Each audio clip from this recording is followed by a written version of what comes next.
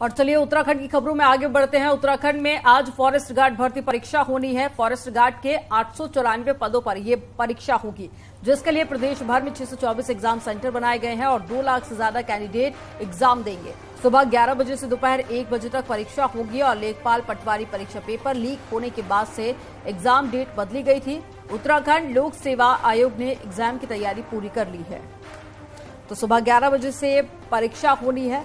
2 लाख से ज्यादा candidate exam देंगे, जिसको लेकर तैयारियां पूरी हो चुकी हैं और साथ ही 624 सेंटर बनाए गए हैं जहां पर कैंडिडेट पहुंचकर एग्जाम देंगे।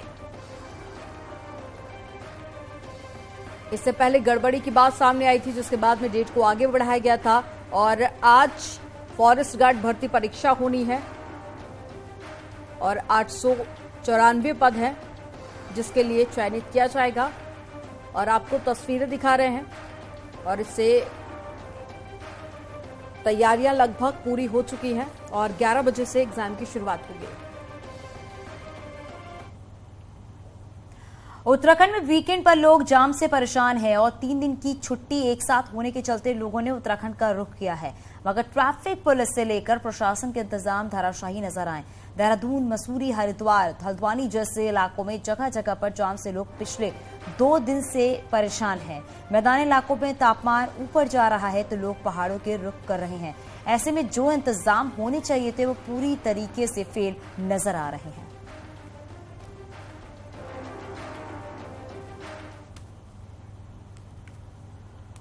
हरिद्वार में वीकेंड पर यात्रियों की भारी भीड़ देखने को मिली। वीकेंड के चलते दिल्ली, यूपी, पंजाब, हरियाणा जैसे राज्यों से बड़ी संख्या में यात्री उत्तराखंड पहुंच रहे हैं, जिसकी वजह से हाईवे पर कई जगहों पर जाम की स्थिति बनी है। वहीं ट्रैफिक को कंट्रोल करने और जाम खुलवाने के लिए ट्रैफिक पुलिस को खासी मशक्कत भी करनी पड़ रही है।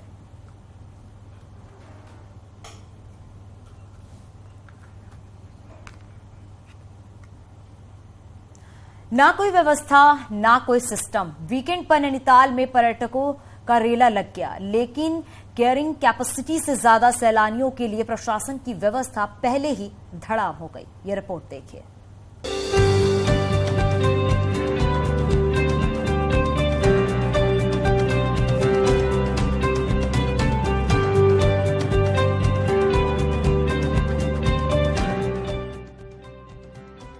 वीकेंड पर सरोवर नगरी पर्यटकों से पैक हो गई, लेकिन शहर में जाम का ऐसा जाम लगा कि पार्किंग नहीं मिलने से टूरिस्टों के पसीने छूट गए, जिसके बाद सड़कें पार्किंग में तब्दील हो गई और कैरिंग कैपेसिटी से ज्यादा सैलानी पहुंचने से आम नगरी भी परेशान हो गई।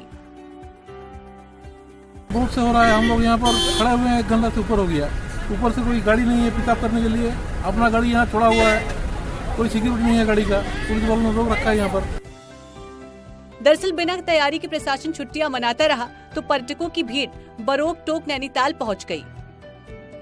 कैची धाम में 40,000 से ज्यादा भक्त पहुंच गए। वहीं आधी अधूरी तैयारियों पर रूसी बाईपास और नारायण नगर में पर्यटकों को रोकना पड़ा। और सभी से अपील करते हैं, हम सभी जो भी यात्री पर्यटक यहाँ पर आ रहे हैं, सभी हमारे लिए बहुत महत्वपूर्ण है और हमारे सबसे अनुरोध है कि वो व्यवस्था में सहयोग करें और अपने वाहनों को रूसी बाईपास पर पार्क करें। प्रशासन की लापरवाही की वजह से पर्यटक से लेकर आम नागरिक तक परेशान रहे, जिससे शहर में अव्यवस्थाएं फैलती रही। ऐसे में जरूरी है कि अधिकारी सड़कों में उतरकर व्यवस्थाओं का जायजा ले, ताकि शहर के लोग और पर्यटकों को सुविधा दी जा सके। नैनीताल से न्यूज़ 18 के लिए वीरेंद्र बिष्ट की रिपोर्ट। और चलिए सीधे देहरादून लिए चलते हैं। हमारी सहयोगी भारती हमारे साथ जुड़ गई हैं। भारती, क्योंकि कहा जाता है वीकेंड पे लोग पहाड़ का रुख करते हैं, लेकिन प्रशासन की तरफ से जो इंतजाम है वो नाकाफी साबित हो रहे हैं।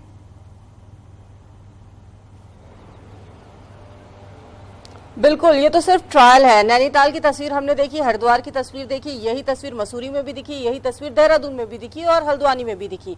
यानी कि ये कहा जा सकता है प्रशासन इसके लिए भले ही ये कह रहा था कि वो मशक्कत कर रहा है, एक रूट मैप बनाया हुआ है, लेकिन वो रूट मैप पिछले 2 दिन में फेल हो गया।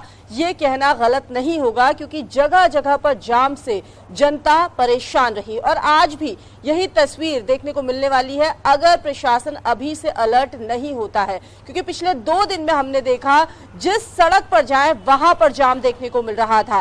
ट्रैफिक पुलिस ये कह सकते हैं कि पूरी तरह से फेल नजर आई है इस जाम को कंट्रोल करने में।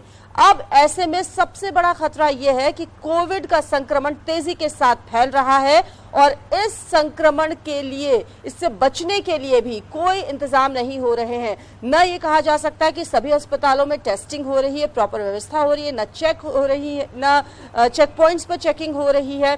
इसके अलावा सोशल डिस्टेंसिंग की अगर हम बात करें, मास्क की अगर हम बात करें, वो कहीं पर भी देखने को नहीं मिल रहा है कि उसका पालन हो रहा है। अब जैसे कि ये कहा गया है मौसम विज्ञान केंद्र की तरफ से भी कि पारा ऊपर जाएगा अगले कुछ दिनों में, अगले एक हफ्ते की अगर हम बात करें तो जाहिर तौर पर लोग रुख करेंगे उत्तराखंड का, और चार धाम यात्रा करीब है, श्रद्धालुओं का भी तांता लगने वाला है अब उत्तराखंड की ओर। लेकिन अगर यही स्थिति रही तो जो लोग भी उत्तराखंड आ रहे हैं उन्हें परेशानी झेलनी पड़ेगी, ये तय है। बिल्कुल, और यही है कि प्रशासन को पहले से इंतजाम करना चाहिए ताकि जो लोग वीकेंड पे देहरादून का रुख करते हैं, पहाड़ों का रुख करते हैं, ताकि उन सभी यात्रियों को किसी तरह की कोई परेशानी ना आए। बहुत शुक्रिया इस पूरी जानकारी के लिए।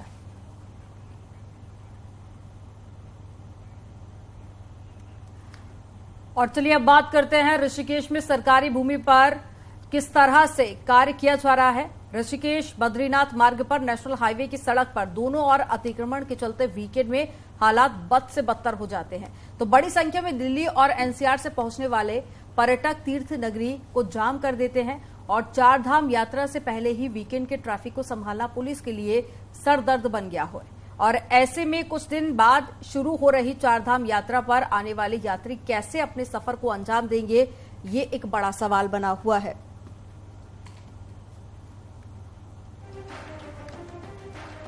टीआई भी यहाँ पे आएंगे, पूरा फोर्स ही आएगा, यहाँ पे हॉक भी लगेंगी और ज़्यादा, क्योंकि बेसिकली हमें स्मूथ एक ट्रैफिक व्यवस्था रखनी पड़ेगी चार धाम यात्रा को सुचारू रूप से कराने के लिए। हो गया, मुंबई हो गए, बेंगलोर हो गया, राजस्थान से, काफ़ी जगह यूपी से, हर जगह से आ ही रहे, लगभग सभी आ रहे हैं। सीजन की शुरुआत। और ज्यादा जानकारी के साथ में ऋषिकेश से आशीष डोभाल जुड़ गए हैं। आशीष का रुख कर लेते हैं। आशीष, इससे पहले हमने वो तस्वीरें भी देखी जब अतिक्रमण को हटाने का दावा किया जा रहा था, कई जगह से अतिक्रमण को हटाया भी गया और साथ ही पार्किंग बनाने की भी बात कही गई। फिर आखिर क्या बड़ा कारण की तस्वीरें तो पहले जैसी ही सब सामने आ रही हैं?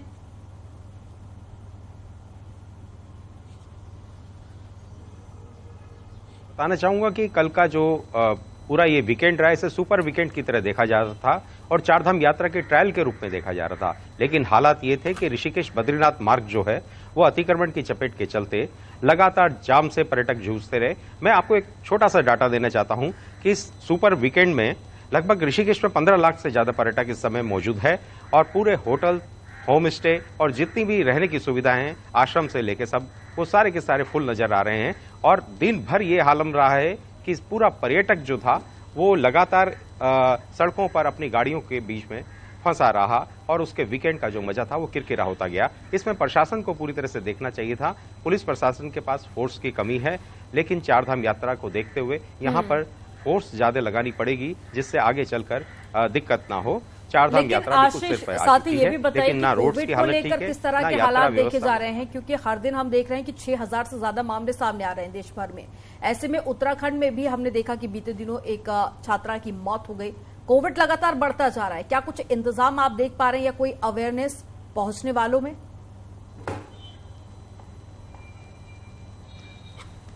बिल्कुल, जो अभी कोविड का हाल चल रहा है उसको देखकर कहीं ना कहीं प्रशासन अभी अपनी सख्ताई पे नहीं आया है और इसका फायदा जो बाहर से पर्यटक आ रहे हैं वो उठा रहे हैं। लगातार इतनी बड़ी संख्या में लोग लगातार सड़कों पर नजर आ रहे हैं, पर्यटक स्थलों पर नजर आ रहे हैं, जिसके चलते लगातार मुसीबतें हैं जो बढ़ने का एक संकेत यहाँ मिल रहा है। और यात्रा शुरू होने के बाद पूरे देश का जो पर्यटक है वो यहाँ पर आएगा तो कोविड के इंतजाम पे स्वास्थ्य विभाग को ध्यान देना चाहिए था और प्रशासन को सख्ती लागू करनी चाहिए थी, लेकिन अभी तक धरातल पर इस तरह की कोई भी चीजें दिख नहीं रही हैं। बिल्कुल, और ये लापरवाही कहीं ना कहीं परेशानी का सबब बन सकती है आने वाले वक्त में। तमाम जानकारी साझा करने के लिए बहुत शुक्रिया आपका।